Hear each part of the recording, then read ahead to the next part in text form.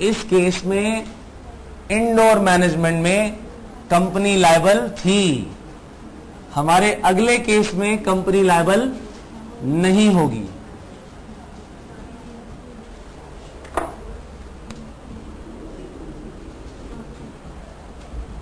ये है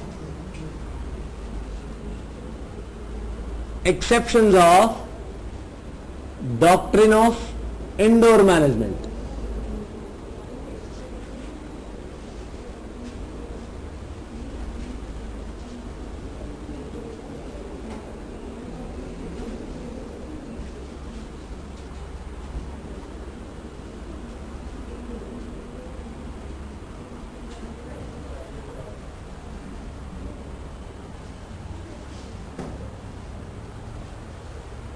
सो doctrine of indoor management की एक्सेप्शंस की बात करेंगे अब हम।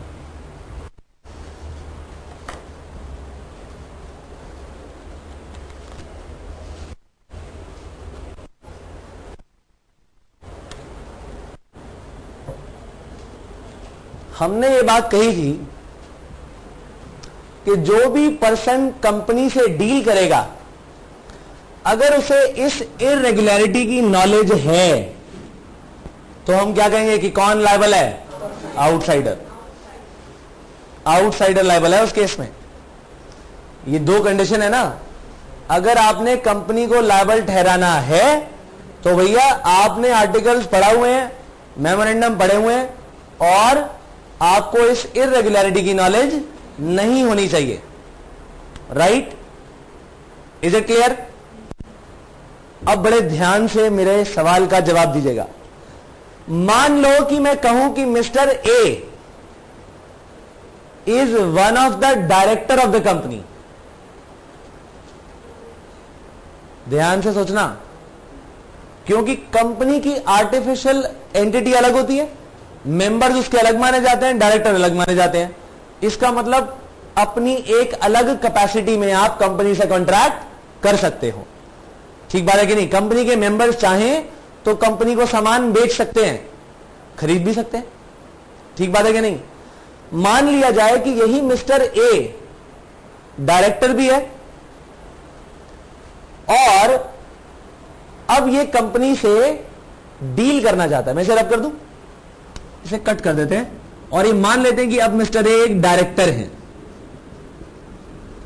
मुझे आप एक ये बात बताइए कि क्या यहां पर मिस्टर ए जो कि डायरेक्टर हैं, कंपनी से प्रोजेक्ट लेना चाहते हैं कितने करोड़ का? क्या इन्हें ये नॉलेज इंटरनल थी कि नहीं कि इसके जनरल मीटिंग में पास नहीं हुआ? भाई आर्टिकल्स ऑफ एसोसिएशन में तो लिखा हुआ है, सब देख सकते हैं, ये भी देख चुका है। लेकिन इंटरनली इस 2 करोड़ के प्रोजेक्ट पर जनरल मीटिंग का फैसला नहीं हुआ, क्या ये डायरेक्टर पहचान सकता था कि नहीं? और ये जानता था कि ये पास तो कर दिया गया है, लेकिन जनरल मीटिंग में इसका फैसला नहीं हुआ। तो ऐसे केस में हम क्या बोलेंगे कि ये कंपनी इस केस में लायबल नहीं मानी जाएगी। कंपनी का मतलब क्या है? Share holders. शेयर होल्डर्स का फैसला, कंपनी का फैसला। Is it clear? बात क्लियर है कि नहीं?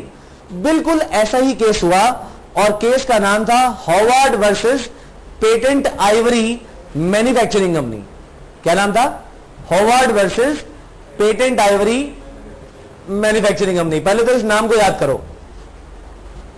पता नहीं कितने स्टूडेंट्स की नैया पार लगाई है इस पर्टिकुलर केस लॉ ने, अनगिनत।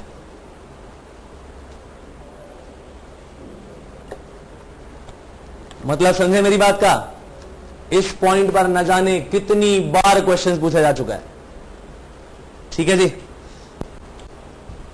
तो केस कुछ ऐसा था कि डायरेक्टर जानते थे कि कंपनी जो है अगर 1000 पाउंड तक का लोन लेना चाहे तो ले सकती है आराम से। यानी बोर्ड ऑफ डायरेक्टर्स तो अपने ही बेसिस पर ले सकते हैं। पेज नंबर 67 सबके पास है कि नहीं आज के नोट्स? तो क्या चीज कंपनी के डायरेक्टर्स को क्या बताई गई थी कि अगर आपने लोन लेना है तो भैया कितने तक, 1000 पाउंड तक, इसके ऊपर अगर लेना है तो किसकी इजाजत लेनी पड़ेगी, जनरल मीटिंग में शेयर होल्डर्स की इजाजत लेनी पड़ेगी। डायरेक्टर्स ने खुद ही कंपनी को 3500 पाउंड लेंट कर दिए, लेकिन कंपनी की बोरोइंग पावर कितनी है, बिना सैंक्शन ऑफ शेयर होल्डर के 1000 पाउंड। डायरेक्टर्स इस बात को जानते थे कि भैया कंपनी ऐसा काम नहीं कर सकती शेयर होल्डर की इजाजत के बिना, फिर भी उन्होंने क्या कर दिया, लोन दे दिया। इसका मतलब ये क्या है, नॉलेज ऑफ इर्रेगुलरिटी। तो इस केस में क्या हुआ, कंपनी लायबल नहीं मानी गई। कंपनी ने कहा जी हम तो सिर्फ और सिर्फ 1000 पाउंड वापस करेंगे, बाकी 2500 पाउंड करने की जिम्मेदारी हमारी नहीं है।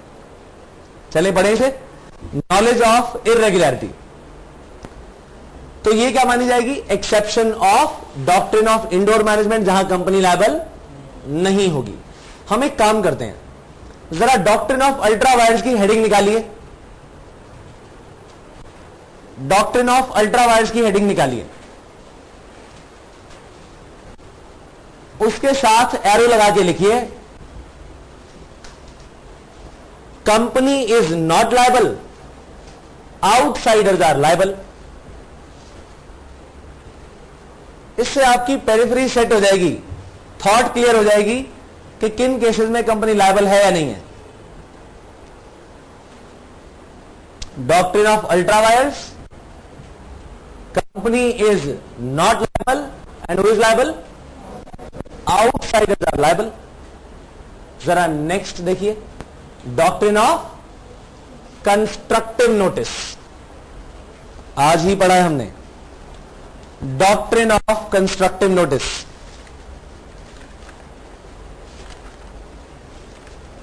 पेज नंबर 64, पेज नंबर 64 पे डॉक्ट्रिन ऑफ कंस्ट्रक्टिव नोटिस लिखिए, company is liable, company is not liable, outsiders are liable. पहले दोनों केसेस में company is not liable and outsiders are liable, right. अब अगला केस क्या है, डॉक्ट्रिन ऑफ इंडोर मैनेजमेंट। पहले दोनों केस में कंपनी लायबल नहीं थी, आउटसाइडर्स लायबल थे। इस केस में company is liable, outsiders are not liable. ठीक बात है कि नहीं।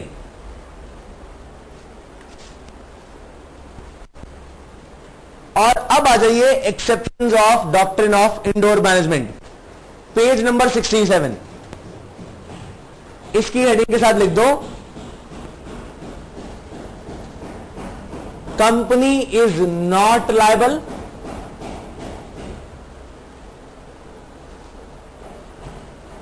persons dealing with the company are liable.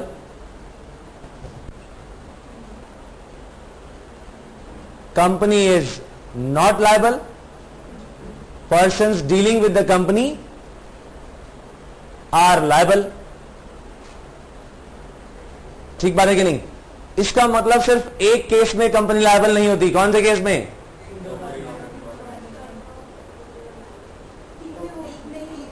मैंने पूछा कितने, सिर्फ एक केस में कंपनी लायबल नहीं होती, आपने कहा एक में। 3 में कंपनी लायबल नहीं होती और 1 में कंपनी लायबल होती है। इंडोर मैनेजमेंट वाले केस में कंपनी लायबल है, बाकी किसी में लायबल नहीं है। Is it clear. इसके हिसाब से अब आप पढ़ना शुरू करिएगा, जब भी पढ़ेंगे तो क्लियर हो जाएगा। तो exception of doctrine of indoor management क्या बताता है कि कंपनी लायबल, कंपनी लायबल नहीं है। सही है। चलिए, knowledge of irregularity, where the person dealing with the company has actual और इंप्लाइड नॉलेज ऑफ इरेगुलरिटी। उनको इसकी एक्चुअल या इंप्लाइड नॉलेज है इरेगुलरिटी की regarding internal management. The person not claim benefit under the doctrine of indoor management. यानी ये person presumption नहीं ले सकता कि कंपनी ने काम कर दिया होगा। इसका मतलब कंपनी लायबल यहां पर नहीं है। सिर्फ एक बात ध्यान रखना कि डॉक्ट्रिन ऑफ इंडोर मैनेजमेंट में ही कंपनी लायबल होती है, बाकी में नहीं होती। डिसाइडेड केस लॉ पढ़ेंगे और लिखा है the directors of a company had an authority to borrow pound 1000 without sanction of shareholders in general meeting.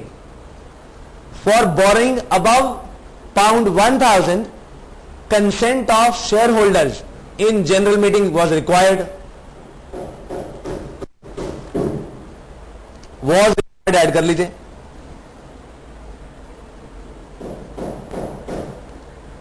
The directors themselves lent pound 3,500 to the company. It was held that the directors had notice of internal irregularity and therefore the company was liable to them up to pound 1,000 only. उसके बाद वो liable नहीं थे। Is it clear? अब अगला भी case क्या है? नेग्लिजेंस का केस क्या है? मुझे एक बात बताओ, क्या एक कंपनी के अकाउंटेंट के पास इतनी पावर होगी कि वो कंपनी की प्रॉपर्टी बेच दे या कंपनी की प्रॉपर्टी बेचने के लिए कॉन्ट्रैक्ट कर ले? क्या कंपनी के किसी भी अकाउंटेंट के पास, चार्टर्ड अकाउंटेंट के पास, क्या ये पावर होगी कि वो कंपनी की प्रॉपर्टी बेचने का कॉन्ट्रैक्ट कर ले? यार आर्टिकल्स में भी अगर लिखा जाएगा तो क्या एक अकाउंटेंट को पावर दे देंगे? पावर इस चीज की हमेशा, प्रॉपर्टी अगर बेचनी है तो जनरल मीटिंग की पावर होती है। इमूवेबल प्रॉपर्टी को बेचने के लिए शेयर होल्डर्स की रजामंदी होनी चाहिए, उसके बिना नहीं बिकता। एक अकाउंटेंट ने ऐसा ही किया, किसी पर्सन के साथ कॉन्ट्रैक्ट कर लिया, हाँ जी मैं कंपनी की प्रॉपर्टी आपको बेच दूंगा, या कंपनी से फॉर एग्जांपल वो कहे जी मैं प्रॉपर्टी खरीद लूंगा किस कंपनी के लिए। इन दोनों के लिए ही क्या एक अकाउंटेंट को पावर मिल सकती है? एक थर्ड पार्टी होने के नाते आप क्या सोचोगे कि जरा चेक तो करें कि भाई क्या इस अकाउंटेंट के पास पावर है भी या नहीं है। इस चीज के लिए आप चेक कहां करोगे बताइए? प्रॉपर्टी की बेचने के रूल्स एंड रेगुलेशन में कई जगह कई बातें तो एओए में पता लग जाएंगी, ठीक बात है कि नहीं? अगर आप उसे देखने के बावजूद भी सेटिस्फाइड नहीं हो तो कंपनी जाओ। कंपनी में अगर इस चीज को प्रूव कर दिया जाए कि वो एक एजेंट बनाया गया है सेल करने के लिए, कंपनी की प्रॉपर्टी को बेचने के लिए, तब तो बात समझ में आती है। अदरवाइज आप अगर इसको चेक करने नहीं जानते, आपकी नेग्लिजेंस मानी जाएगी। नेग्लिजेंस मानी जाएगी आपके पॉइंट पे कि आपको यह चेक करना चाहिए था कि यार अकाउंटेंट के पास कहां से पावर आ गई। ठीक बात है कि नहीं? इसीलिए अगर ऐसा कभी केस आया तो लायबल कौन होगी? Third party. ऐसे ही केस में हुआ Anand Bihari Lal versus Dinshaw and company bankers limited. An accountant of the company entered into a contract with a third party to sell the property of the company. It was held that the third party could not assume, underline करिए इसे, could not assume, the third party could not assume that an accountant can have authority to sell the property of the company, and thus third party could not enforce such contract against the company even though third party acted in good faith. ठीक बात है कि नहीं? आइए जरा इसकी detail पढ़ लें। क्या लिखिए? where a person dealing with a company could discover the irregularity if he had made proper inquiries. अगर प्रॉपर इंक्वायरी करता तो उसे इरेगुलरिटी के बारे में पता लग जाता। अगर ऐसी सिचुएशन है then he can not claim protection against the company under the doctrine of indoor management. Thus, where the transaction is unusual or not in ordinary course of the business, the person dealing with the company should make proper inquiries and satisfy himself that directors has authority to conduct such transactions. Is it clear or not? तो director भी अगर deal कर रहे हैं तो आपको लगता है कि भाई ये तो खरीदना बेचना, गुड्स को बेचना तो एक यूजुअल ट्रांजैक्शन है, लेकिन प्रॉपर्टी जब बेचने की बात आएगी तो जरूर मुझे इंक्वायरीज करनी चाहिए कि क्या इन डायरेक्टर्स के पास ये इमूवेबल प्रॉपर्टी बेचने की ताकत है भी या नहीं। Is it clear? चले आगे। ये बहुत ही इंपॉर्टेंट केस था, और इससे भी इंपॉर्टेंट केस, इनफैक्ट आज तक का सबसे ज्यादा पूछा गया क्वेश्चन ये फोर्जरी वाला है। Ruben versus Great Fingall consolidation company, आज तक का सबसे ज्यादा पूछा गया क्वेश्चन किसी भी फॉर्मेट में, चाहे सीए, सीएस, सीडब्ल्यूए या बीकॉम हो या कुछ हो, इस क्वेश्चन को, इस पॉइंट को सबसे ज्यादा पूछा गया है, फोर्जरी वाले पॉइंट को। लिखा है the rule does not apply. कौन सा rule? Doctrine of indoor management. किस पर अप्लाई नहीं होता? It does not apply to transactions involving forgery where a document is forged by the officer of the company. Officer को underline करिए। The person dealing with the officer cannot claim the benefit of this doctrine, thus a company cannot be held liable for fourgery committed by its officers. मान लिया जाए एक company secretary था, उसने share certificate issue करना था, 2 directors के sign चाहिए थे और एक सेक्रेटरी के साइन। कंपनी सेक्रेटरी के पास यूजुअली साइन करने के लिए आता है, कंपनी सेक्रेटरी पास आया, साइन कर दिए, साथ में जो 2 डायरेक्टर्स थे उनके भी जाली सिग्नेचर कर दिए। इन फोर्स्ड सिग्नेचर को करने के बाद उसने शेयर सर्टिफिकेट एक पर्सन को इशू कर दिया, लो जी आपका हो गया ये। सामने वाले ने क्या देखा कि भाई तीनों साइन है, आर्टिकल्स में क्या लिखा है, मैंने देख लिया और तीनों साइन यहां पर करे हुए हैं, वो ठीक है, अपनी तरफ से उसने एक्ट कर दिया, ठीक बात है कि नहीं। लेकिन साइन क्योंकि यहां पर जाली किए गए थे, इसीलिए कंपनी लायबल नहीं मानी जाएगी। इस केस में कंपनी लायबल नहीं मानी जाएगी। ये केस क्या है? फोर्ज्ड का। जाली काम जहां पर भी किया जाएगा, उस किसी भी केस में चाहे कंपनी के ऑफिसर से नहीं क्यों ना किया हो, अगर कोई नुकसान हुआ तो कौन लायबल है? पर्सनली ऑफिसर लायबल होंगे, कंपनी लायबल नहीं मानी जाएगी। आउटसाइडर को देखो क्या क्या लायबिलिटी हुई। आउटसाइडर ने शेयर्स लेने थे, शेयर्स उसे नहीं मिले, या मान लिया जाए कि एक प्रोजेक्ट पे साइन होने थे, 2 बंदों ने झूठे सिग्नेचर कर दिए, सामने वाले ने उसके लिए 100 लैपटॉप वाला केस ले लो, साइन चाहिए थे, उसने जाली सिग्नेचर किए, 100 लैपटॉप की डिलीवरी दे दी और इसको कहा कि जाके आप पैसे ले लो। पता लगा बाद में कि 100 लैपटॉप की लेने की पावर तो इसमें है नहीं। कितने साइन चाहिए? 3 बंदों के, लेकिन वो ओरिजिनल साइन नहीं है तो उनके ऑब्जेक्ट में ही। तो क्या करे कंपनी? कंपनी कहेगी ठीक है जी, आप अपने लैपटॉप सारे वापस ले जाओ, हम पैसा पे नहीं करेंगे। सामने वाले को भी नुकसान नहीं हुआ, ठीक बात है कि नहीं। लेकिन मान लिया जाए कोई नुकसान हो गया तो कंपनी लायबल नहीं मानी जाएगी, उस ऑफिसर को लायबल ठहरा दिया जाएगा जो कि जाली सिग्नेचर, फोर्ज्ड सिग्नेचर करके जिसने आगे ये काम किया था। Is it clear? आइए केस पढ़े। अच्छा, इसकी एक लाइन दोबारा पढ़ लेते हैं, लास्ट वाली। लिखा है where a document is forged by officer of the company, the persons dealing with the officer can not claim the benefit of this doctrine, thus a company cannot be held liable for forgery committed by its officers. Decided case law, Rubin versus Great Fingal Consolidation Company. A person was issued a certificate, share certificate, with common seal of the company. Signatures of 2 directors with the secretary were required to issue such certificate.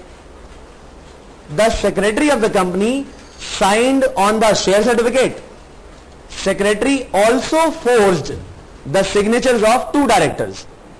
The holder of such certificate contended that he was not aware of the forgery. आप यही तो कहते हो कि articles मैंने पढ़ लिए और मुझे इरेगुलरिटी के बारे में मालूम नहीं।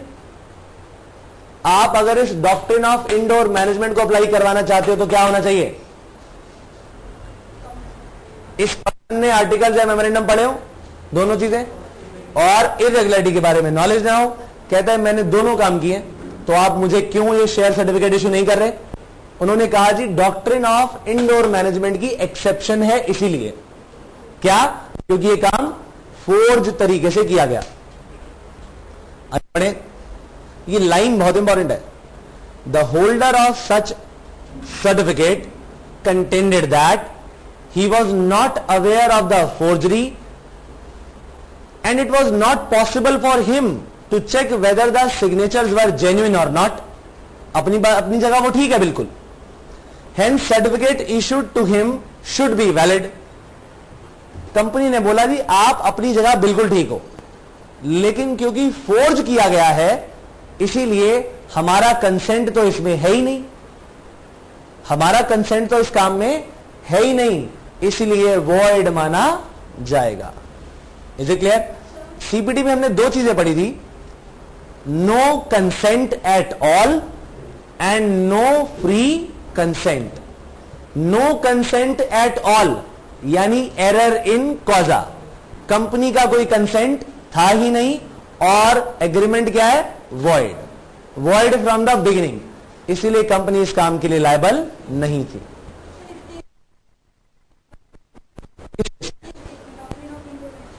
इस केस में भी कोई रेजोल्यूशन पास नहीं हुआ, बिल्कुल नहीं था। कौन से केस में? इस वाले केस में जहां वो आउटसाइडर था या डायरेक्टर? चलिए डायरेक्टर को हटाते हैं, मान लिया जाए कि यहां पर भी मिस्टर ए तो आउटसाइडर थे। इंटरनल प्रोसीडिंग्स की बात करते हैं, राइट? किसकी बात करते हैं? जनरल मीटिंग में लिए गए अप्रूवल की। क्या यहां पर हम अप्रूवल की बात कर रहे हैं? पहली बात नहीं कर रहे। ये वाला पोर्शन किस काम के लिए है? जहां डायरेक्टर्स को जनरल मीटिंग में शेयर होल्डर्स का अप्रूवल लेना हो, ठीक है? और अगर वो अप्रूवल लिया गया या ना लिया गया, ये पर्सन प्रिज्यूम कर सकता है कि वहां अप्रूवल ले लिया गया। रिटर्न में आने के बाद, रिटर्न में आने के बाद ये रिटर्न जो है इसको क्या चेक करना था? सिर्फ दो चीजें कि आर्टिकल्स में लिखा हुआ है, 3 लोगों के साइन चाहिए हैं, ठीक बात है कि नहीं? इसे मिल गया। इस बंदे के साथ गलत हुआ, हां या ना? लेकिन क्या कंपनी ने गलत किया? शेयर होल्डर्स ने गलत किया? नहीं किया। गलती किसकी है? एक ऑफिसर की गलती है। तो जहां पर उस ऑफिसर की गलती है, कंपनी मान लिया जाए कि इस आउटसाइडर को अपना शेयर होल्डर बनाना ही नहीं चाहती, एक पर्सन के फोर्ज करने के तरीके से वो शेयर होल्डर बन गया, तो क्या हमारा कंसेंट तो है ही नहीं, तो हम उसे कैसे अपना शेयर होल्डर मान लें? हम ये भी कहते हैं भाई आपके साथ भी गलत हुआ, हमारे साथ भी तो गलत हुआ, हम तो आपको शेयर होल्डर बनाना नहीं चाहते, ठीक बात है कि नहीं? हमारे साथ भी गलत हो गया। आप शेयर होल्डर बनना चाहते हो लेकिन झूठे साइन कर दिए इसने, आपके साथ भी गलत हुआ। तो देखा जाए तो कॉन्ट्रैक्ट तो तभी होगा जब दोनों पार्टीज राजी होंगी, ठीक है? आपको राजीनामा किसने दिया? इसने गलत, तो हम इसको सजा देते हैं ना। कोई आपको नुकसान हुआ तो इससे ऑफिसर से लेंगे, कंपनी इस काम के लिए लायबल नहीं मानी जाएगी। ऐसा इसलिए जरा देखिए, मिस्टर एक्स और जेड, मान लिया जाए वाई के थ्रू एक काम होता है, कॉन्ट्रैक्ट होना है एक्स और जेड के बीच में। बताइए किन लोगों की रजामंदी जरूरी है? एक्स और जेड की रजामंदी जरूरी है, चाहे वो किसके थ्रू काम हो? वाई के, ठीक बात है कि नहीं? अब एक प्रोपोजिशन ऐसी जेड ने भेजी वाई को, क्योंकि इसके थ्रू काम होना है, वाई को मालूम है कि एक्स इसके लिए हां नहीं करेगा। वाई ने कोई काम फोर्ज किया और इनका कॉन्ट्रैक्ट करवा दिया, ठीक बात है कि नहीं? अगर Z को वो चीज मालूम, इसको X को वो चीज मालूम होती तो X कभी भी कॉन्ट्रैक्ट में एंटर नहीं होता। बाद में पता लगा कि जी ये तो Y का किया धरा है। ठीक बात है कि नहीं? अब बताइए कि क्या X उन कंडीशंस पे कॉन्ट्रैक्ट में एंटर होना चाहता है? नहीं होना चाहता। लेकिन Z तो उन्हीं कंडीशन में कॉन्ट्रैक्ट में एंटर होना चाहता है। तो क्या इन दोनों का कंसेंसस है? नहीं है। इसका मतलब इन दोनों के बीच अगर ये कॉन्ट्रैक्ट हो भी गया तो ये भी क्या है? वॉइड। करवाया किसने? Y ने। तो पकड़े किसको? Y को। अब आप इस X को कंपनी मान लीजिए, Z को इसका जो प्रोस्पेक्टिव शेयर होल्डर है, जो साइन करवाने आया है, वो मान लीजिए, और Y को इसका सेक्रेटरी मान लीजिए। Z आया Y के पास, Y को मालूम था कि कंपनी इसके लिए हां नहीं करेगी, इसने खुद ही साइन कर दिए। क्या कंपनी को इसके लिए लायबल ठहरा सकता है? नो। अब Z ने क्या देखा? साइन होने चाहिए X के साइन है, उसे क्या पता जाली है या नहीं है। प्रूव हो गया अगर कि काम फोर्स तरीके से किया है, तो ना शेयर होल्डर की ऐसे इंटेंशन होगी, ना कंपनी की इंटेंशन होगी। गलत काम किसने किया? Y ने। तो Y को पकड़ो। राइट? चले आगे जी। सर अगर एक डायरेक्टर दूसरे डायरेक्टर की साइन फोर्ज करता है तो उस केस में भी कंपनी लायबल नहीं होगी? किसी भी साइन को फोर्ज किया जाए उसके लिए कंपनी लायबल नहीं होगी। पर सर डायरेक्टर तो एजेंट है ना कंपनी के। कंपनी के एजेंट है, बिल्कुल ठीक बात है। लेकिन आपने वो केस नहीं पढ़ा था कि कंपनी में जब तक काम सीधा सीधा चल रहा है तभी कंपनी लायबल होती है, और अगर कुछ उसके पर्दे के पीछे गड़बड़ हो तो उस वेल को लिफ्ट कर दिया जाता है, तो डायरेक्टर को पकड़ेंगे। चलिए, is it clear to everybody? चले आगे। 3 केस हमने कर लिए। पहला, नॉलेज ऑफ इरेगुलरिटी, जहां पर डायरेक्टर खुद इस बात को जानता था कि 1000 पाउंड से ज्यादा कंपनी बोरो नहीं कर सकती, और उसने क्या किया? खुद ही कंपनी को 3500 रुपए, 3500 पाउंड, रुपए नहीं, बहुत कम हो जाएंगे तो 3500 पाउंड जो है उसने क्या कर दिए? कंपनी को लेंड कर दिए। कंपनी लायबल कितने के लिए? 1000 पाउंड के लिए। दूसरा केस नेग्लिजेंस का, जहां पर आप नॉर्मल इंक्वायरी से, जहां पर भी सस्पेशन हुआ, लगा कि यार अकाउंटेंट कंपनी की प्रॉपर्टी कैसे बेच सकते, आपको सस्पेशन हुआ तो चेक करना आपकी ड्यूटी है। अगर नहीं किया तो नेग्लिजेंस है, माना क्या जाएगा कि कंपनी लायबल नहीं है। तीसरा केस फोर्जरी का। फोर्जरी केस में क्या हुआ? सेक्रेटरी ने साइन कर दिए 2 डायरेक्टर्स के, तो भैया कंपनी तो इस काम के लिए इंटेंडेड थी ही नहीं, इसीलिए कंपनी लायबल भी नहीं मानी जाएगी। पहले केस का नाम नीचे मत देखना, पेटेंट आइवरी मैन्युफैक्चरिंग कंपनी। क्या नाम था? Howard versus patent Ivory manufacturing Company. अब सब नीचे देखेंगे दोबारा। दूसरा केस, आनंद बिहारी लाल वर्सेस दिनशा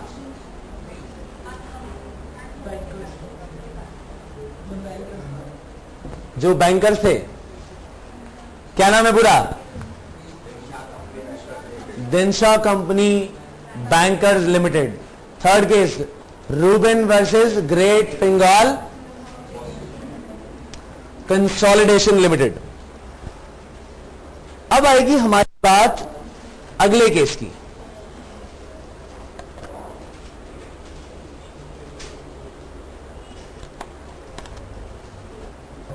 कमाल की बात तो यह है कि इंडोर मैनेजमेंट में हमने 2 कंडीशंस डाली थी, हाँ या ना? कौन सी? पहली बात तो यह कि इरेगुलरिटी नहीं पता होनी चाहिए, ये तो कर लिया हमने। उसके बाद 2 कौन से किए? नेग्लिजेंस और फोर्जरी। क्या वो इससे मिलते जुलते हैं? लेकिन हमने क्या कहा था? इसकी नॉलेज भी होना जरूरी है। इसका मतलब एक पॉइंट तो यह भी बनता है। अगला पॉइंट जरा देखिएगा क्या है? No knowledge of the articles. इसका मतलब अगर आपने पहले आर्टिकल्स पढ़े ही नहीं, मान लिया कि आर्टिकल्स में जो बात लिखी थी कंपनी ने भी नहीं करी, आर्टिकल्स में लिखा था कि जी जनरल मीटिंग में पास होना चाहिए, लेकिन इस मिस्टर ए ने अगर ये आर्टिकल्स ना पढ़े होते, अगर ये आर्टिकल्स ना पढ़े होते तो फिर ए को ही लायबल ठहराया जाता। बाद में ये डिफेंड ये नहीं कर सकता कि जी आर्टिकल्स में तो आपने लिखा था जनरल मीटिंग में सैंक्शन होगा, सैंक्शन तो आपने किया नहीं। Is it clear? अगला पॉइंट वही है, a person who did not consulted the articles and memorandum and is not aware of the contents of these documents, अगली लाइन को अंडरलाइन करेगा, at the time of making the contract, यानी contract करते वक्त।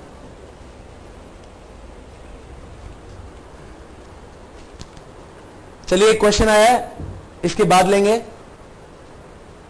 तो फिलहाल no knowledge of the articles and memorandum, ऐसे case में वो प्रोटेक्शन नहीं ले सकता।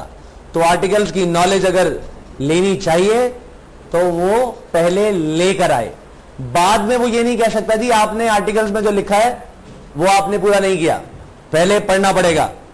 केस था Rama corporation versus proved tin and general investment company. एक कंपनी के आर्टिकल में लिखा था जी किसी भी एक डायरेक्टर को हम अलाउ कर देंगे किस काम के लिए, अगर कंपनी ने काम करने को किया, एक डायरेक्टर को कौन करेगा, बाकी बोर्ड ऑफ डायरेक्टर्स कि जी 10 लोग हैं, 10 में से हमने इसको अपॉइंट करा है, ये काम किया जा सकता है। लाइन दोबारा पढ़ेंगे, the articles of the investment company provided that directors could delegate their powers to one of them. One of the director of the company entered into a contract with Rama Corporation and received a check from it. एक director ने Rama corporation के साथ कोई deal की और उससे एक check ले लिया। Rama corporation had never read those articles. Later on it was discovered that director was not delegated powers from the board of directors, shareholders। इस बंदे के पास तो इस काम को करने की पावर थी ही नहीं, डेलीगेशन तो किया ही नहीं था, फिर भी हमने इसे कॉन्ट्रैक्ट करके चेक दे दिया। रामा कॉर्पोरेशन को कब पता लगा ये, बाद में। कॉन्ट्रैक्ट करते वक्त उन्हें ये मालूम ही नहीं था कि इस डायरेक्टर के पास पावर भी होना जरूरी है, right. It was held that Rama Corporation could not rely on doctrine of indoor management as it did not know that powers could be delegated. Accordingly, the benefit of doctrine of indoor management was not available. Is it clear? तो बहुत simple सी बात कि articles of association की knowledge होना जरूरी है। आप इस एग्जाम्पल प्रोजेक्ट 1 करोड़ और 2 करोड़ वाले में भी सिस्टम ये अपना सकते हैं कि आर्टिकल के बारे में पहले ना मालूम होता, बाद में इस पॉइंट को, इस डॉक्ट्रिन ऑफ इंडोर मैनेजमेंट के बेनिफिट को नहीं ले सकता। आइए क्वेश्चन ले, एक फोर्जरी वाले पॉइंट से रिलेटेड एक क्वेश्चन है, लिखा है what remedy is available to the person in case of forgery, यानी थर्ड पार्टी को क्या रेमेडी अवेलेबल होगी। रेमेडी यानी वो क्या कंपनसेशन ले पाएगा। कंपनसेशन कब होता है, जब उसे कोई लॉस हो। तो अगर थर्ड पार्टी को कोई लॉस होता है तो उसके लिए कंपनी जिम्मेदार नहीं मानी जाएगी। कौन लायबल है, ये ऑफिसर लायबल माना जाएगा। अब बचे हुए 2 पार्ट बहुत ही ज्यादा इजी। फिफ्थ पॉइंट क्या है, अल्ट्रा वायर्स या illegal acts, where the act is done, act done is ultra vires और illegal to the company, the doctrine of indoor management does not apply. Is it clear? बहुत simple सी बात है। 6 point थोड़ा सा important भी है, छोटा है लेकिन इंपॉर्टेंट है। लिखा है acts outside the scope of apparent authority, ostensible authority. If an officer of a company enters into a contract with a third party and if he acts if the act of the officer is beyond the scope of his authority, the company is not bound. आपको याद है कि हमने ostensible authority कहीं और भी पढ़ा था सीपीटी में.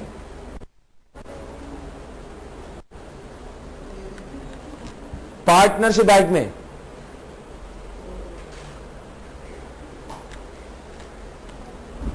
Implied authority of a partner,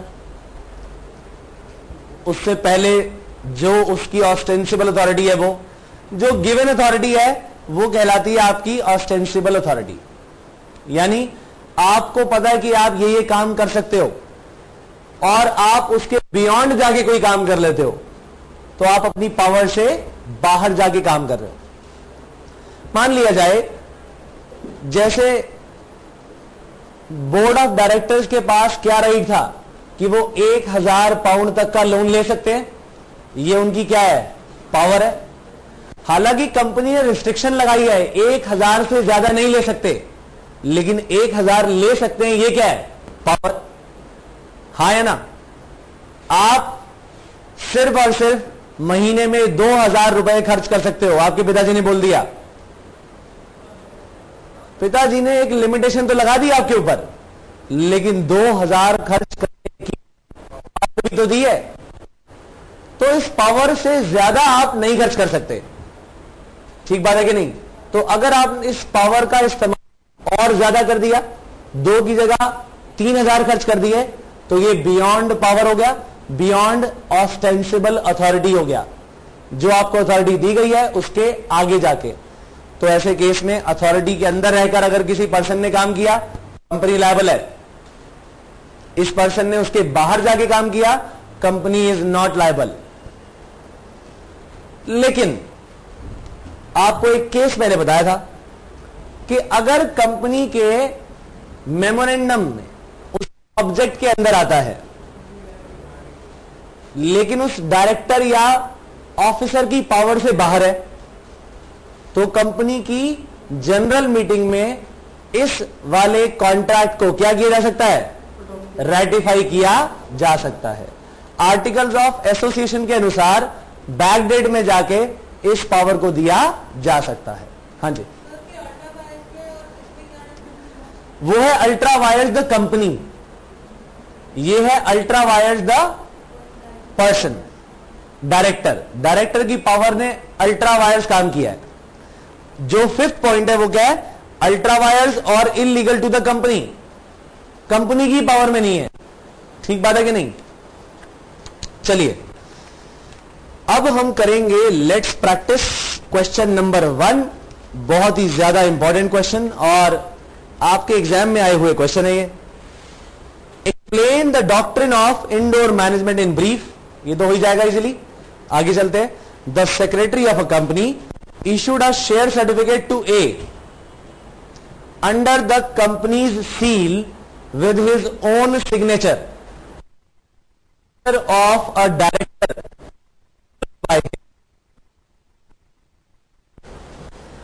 A borrowed money from B on the strength of such certificate. B wanted to realize the security and requested the company to register him as a holder of the shares. Explain whether B will succeed in getting the shares registered in his name. कितना बढ़िया question है और CPT की याद दिलाता है.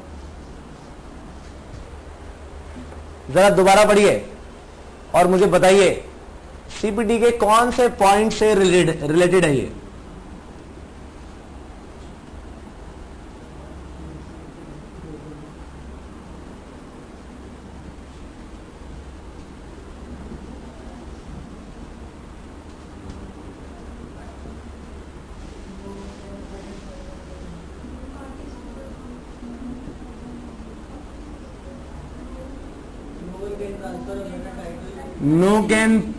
No one can pass a better title than he himself has. ठीक बात है कि नहीं. अब यहां पर कंपनी से एक फोर्ज साइन करके कंपनी के सेक्रेटरी ने ये शेयर सर्टिफिकेट दिया किसे? मिस्टर ए को। ए ने लोन ले लिया और सिक्योरिटी क्या दे दी? सिक्योरिटी के रूप में शेयर सर्टिफिकेट किसको दे दिया? मिस्टर बी को। बी ने कहा जी लोन तो मेरा दे नहीं रहा, तो वो चाहता है कि जी अगर तुम मेरा पैसा नहीं दे सकते तो ये शेयर सर्टिफिकेट मेरे नाम करवाओ। और बी कंपनी के पास गया और अब चाहता है कि शेयर सर्टिफिकेट मेरे नाम हो जाए। भाई इसके पास क्या जो टाइटल आया था वो वैलिड तरीके से आया था? क्योंकि वैलिड तरीके से आया नहीं है, इसीलिए ये उसका बेटर टाइटल मिस्टर बी को भी ट्रांसफर नहीं कर पाएगा। ठीक बात है कि नहीं? तो पहली बात तो यह कि कंपनी और ए के बीच में जो कॉन्ट्रैक्ट हुआ वो शुरू से ही वॉइड है, हाँ है ना? क्योंकि कंपनी फोर्ज तरीके से किए गए काम के लिए लायबल नहीं होती, इसीलिए कॉन्ट्रैक्ट की वैल्यू नहीं है। तो ए के पास जो शेयर सर्टिफिकेट आया वो वैलिड नहीं है, इसीलिए जो सिक्योरिटी है ये भी वैलिड नहीं मानी जाएगी, इसलिए बी के नाम ये सर्टिफिकेट नहीं हो सकता। राइट? बी डेफिनेटली ए से तो अपना रिकवर कर ही पाएगा ना। अगर उसकी सिक्योरिटी खराब निकल आई तो लोन के लिए केस दायर कर देगा। ठीक बात है कि नहीं? अपने अपने राइट्स आप आपस में इन पार्टीज में तो रिकवर कर ही सकते हो। ठीक है कि नहीं? चलिए आगे चले। Question number 2। लेकिन इस केस में ए को लॉस हुआ। ए को लॉस हुआ, बिल्कुल ठीक बात है। तो सर उस केस में फिर ये सेक्रेटरी को सू करेगा। सर सेक्रेटरी के भाई अगर ए को नुकसान हुआ है किसके कारण हुआ? सेक्रेटरी के कारण। इसको पकड़ा जाएगा और कंपनी की लायबिलिटी नहीं मानी जाएगी, सेक्रेटरी की लायबिलिटी मानी जाएगी। पूरा लोन रीपे बैक करने की नहीं, शेयर सर्टिफिकेट जितने के थे उतने की लायबिलिटी इसकी मान ली जाएगी। जरूरी नहीं है ना कि सिक्योरिटी का अमाउंट लोन के अमाउंट के बराबर हो, कम ज्यादा हो सकता है। चलेंगे question number 2। Under the articles the directors of a company had power to borrow ₹1 lakh without the consent of the general meeting. The directors themselves lent ₹2 lakhs to the company without such consent and took debentures. Is the company liable for ₹2 lakhs? Case कौन सा है? Ruben versus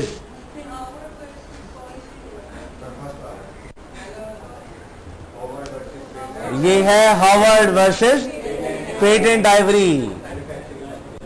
Reuben versus Great Bengal किसका था? बिना देखे मत बोला बोलो, सॉरी बोलो, बिना देखे बोलो। ये है फोर्जरी का केस। आनंद बिहारी लाल कौन सा केस था? नेग्लिजेंस का केस। और Rama Corporation no knowledge of articles. चलिए क्वेश्चन नंबर 3। टिप्स पे होने चाहिए केसेस ये।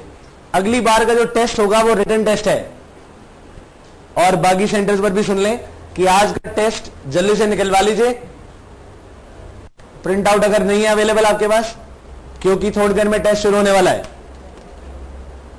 अगले 10 मिनट बाद टेस्ट शुरू हो जाएगा। चलिए आगे चलें।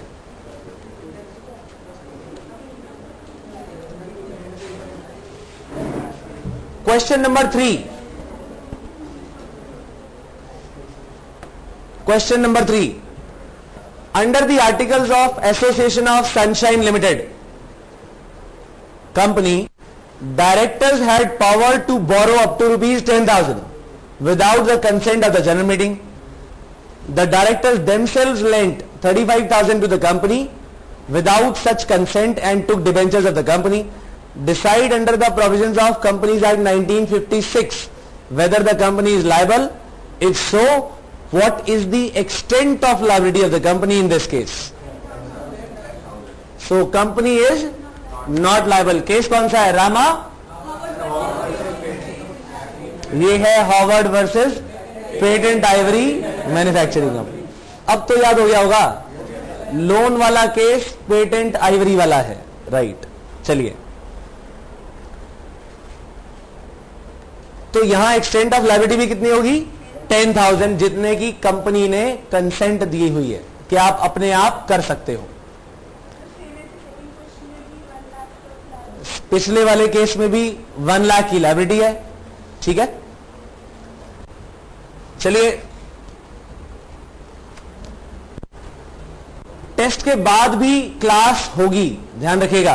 बाकी सेंटर्स पे टेस्ट के बाद हाफ एन आवर की क्लास होगी। टेस्ट आपका बहुत छोटा सा है, उसके बाद क्लास होनी है।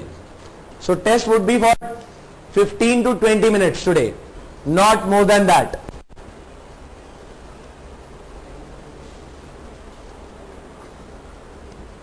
कॉमन सील यानी इनकी वो फोटोज दिखा दो, ये रख दो।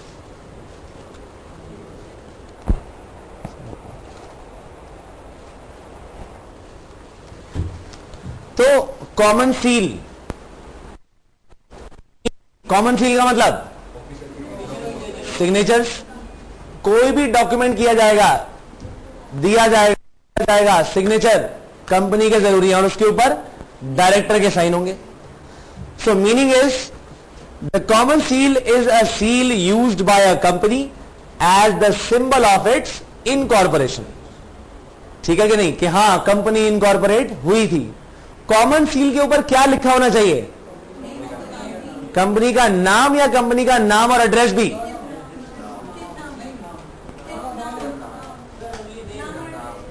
नाम और एड्रेस दोनों या नाम? पक्का? नेम और एड्रेस फिर कहां पर चाहिए? वो चाहिए पेंटेड और प्रिंटेड। सील पे तो सिर्फ नेम चाहिए, पेंटेड और प्रिंटेड कहां पर? पेंट चाहिए प्लेस ऑफ बिजनेस के बाहर आउटसाइड वॉल पे नाम और एड्रेस के साथ, और printed on the stationery, letterhead, bills, negotiable instrument सारे के सारे, एंड एवरी डॉक्यूमेंट। ठीक बात है कि नहीं, जो भी कंपनी के नाम से किया जाएगा। चले आगे। ओके, क्वेश्चन पॉइंट नंबर 1 का ही थर्ड लाइन जो लिखा है, क्या लिखी है? And is the official signature of a company. Name of the company should be engraved on seal. The seal should have company's name engraved in eligible characters. Contents on corporate seal. Contents corporate seal पे क्या क्या लिखा हो सकता है? सबसे पहले तो corporate seal ही लिखा होगा, ठीक है जी। Second, place of registered office of the company. Place लिखा हो सकता है, प्लेस, एड्रेस नहीं, place. And date of its incorporation. नाम तो लिखा होना ही चाहिए, डेट ऑफ इनकॉर्पोरेशन भी लिखी हो सकती है। आगे चलें। Safe custody of common seal. The common seal shall be kept under the safe custody of a responsible official duly authorized for the purpose. The board of directors shall provide for the safe custody of the common seal. Common seal is mandatory for following documents to be valid. कौन कौन से? Share certificate, share warrants, any other deed as required by the articles of association. Power of attorney which would be required to made in favor of a person to execute the deeds of on behalf of the company. So share certificate जानते हैं आप? Share warrant क्या होता है ये आप आने वाले टाइम में पढ़ेंगे, आज हम इसकी डिटेल नहीं करेंगे।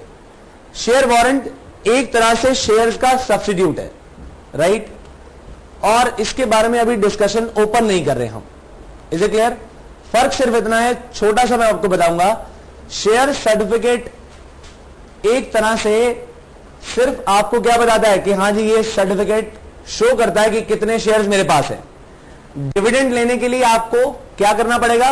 बोलना पड़ेगा कि हां जी मेरा नाम मेंबर ऑफ रजिस्टर में लिखा हुआ है कि नहीं, रजिस्टर्ड ऑफ मेंबर में नाम लिखा हुआ है, आपके अकाउंट में डिविडेंड कैसे आएगा, या तो डायरेक्ट या फिर आपके पास डिविडेंड्स के लिए वारंट आ जाएंगे। लेकिन शेयर वारंट के साथ ही डिविडेंड के कूपन लगे होते हैं। शेयर वारंट के साथ डिविडेंड के कूपन्स पहले ही अटैच होते हैं।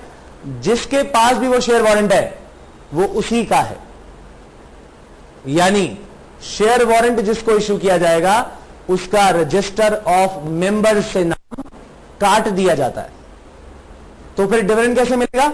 कूपन्स को आप कट करो, कूपन्स को डिपॉजिट करो, शेयर वारंट के बेसिस पर आपको डिविडेंड दे दिया जाएगा। और ज्यादा डिस्कशन ना करते हुए आगे चलेंगे, लेकिन इन शेयर वारंट पर भी सील लगी होनी चाहिए। आने वाले टाइम में इसमें डिटेल में डिस्कशन होगा। तो दोनों डॉक्यूमेंट एक्चुअली शो क्या करता है कि हां आप कंपनी के शेयर होल्डर्स हो, शेयर होल्डर्स हो, मेंबर्स नहीं। मेंबर्स नहीं बोला मैंने, शेयर होल्डर हो। शेयर सर्टिफिकेट जिसके पास है वो शेयर होल्डर होने के साथ साथ मेंबर भी है, लेकिन शेयर वारंट जिसके पास है वो शेयर होल्डर तो है लेकिन मेंबर नहीं है। इसका रीजन क्या है आने वाले टाइम में करेंगे, राइट। लेकिन कॉमन चीज क्या है, दोनों पे कॉमन सील लगी होगी। Any deed as required by the articles of association, कोई भी ऐसी डीड जहां पर, जैसे मॉर्गेज डीड उस पर भी साइन होने जरूरी है, तो कॉमन सील वहां लगेगी। यानी उसकी लिस्ट कहां दे दी जाएगी? Articles of association.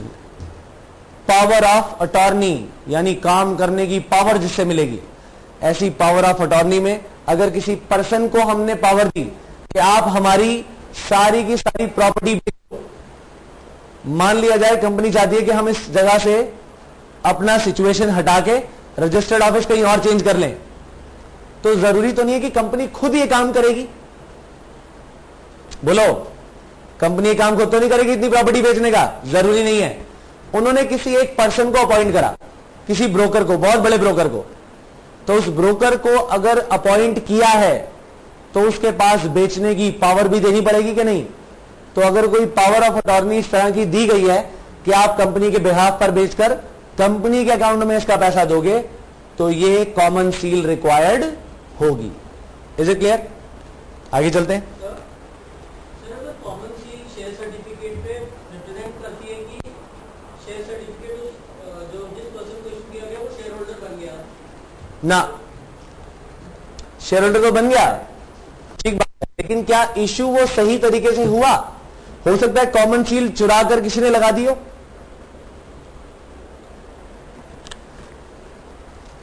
Common seal को चोरी करके, ऐसा पॉसिबल है कि नहीं? कॉमन सील जो है वो जिसको अथॉरिटी थी उसी ने लगाई, हाँ, लेकिन जैसे हमने उस केस में किया था, लेकिन जो डायरेक्टर के सिग्नेचर थे वो फोर्ज थे। डायरेक्टर्स के सिग्नेचर फोर्ज हुए थे, ठीक है, कोई बात नहीं। सर, लेकिन हमने पढ़ा हुआ है कि any document which has the common seal legally binding on the company. लेकिन काम अभी कंपनी ने किया नहीं ना। कंपनी काम कैसे करती है? डायरेक्टर्स के थ्रू। उसके डायरेक्टर के तो साइन ही नहीं हुए, ठीक बात है कि नहीं? कॉमन सील लग गई मान लिया, लेकिन क्योंकि कंपनी डायरेक्टर्स के थ्रू काम करती है, डायरेक्टर्स के तो साइन ही नहीं हुए ना, फोर्ज साइन थे वो, इसी कारण से वो वैलिड नहीं था।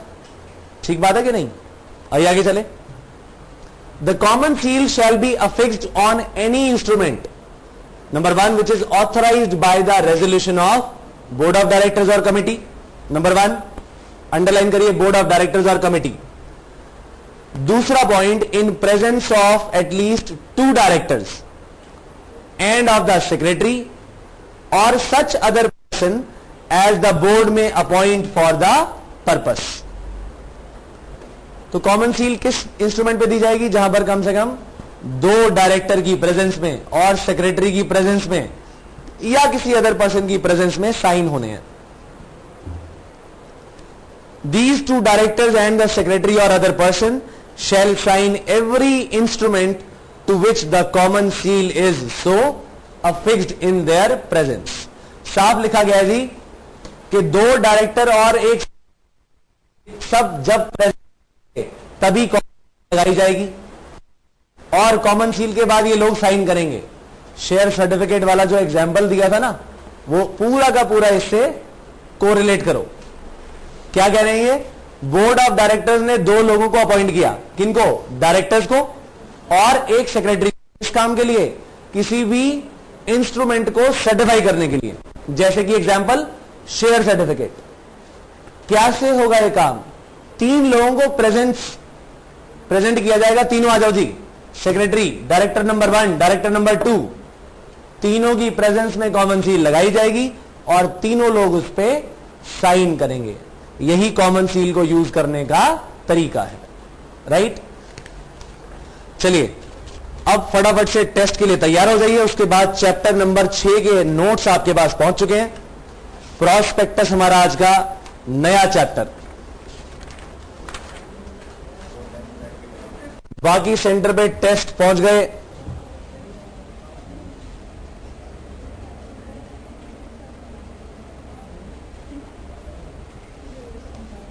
जरा यस और नो का जवाब दे दीजिए।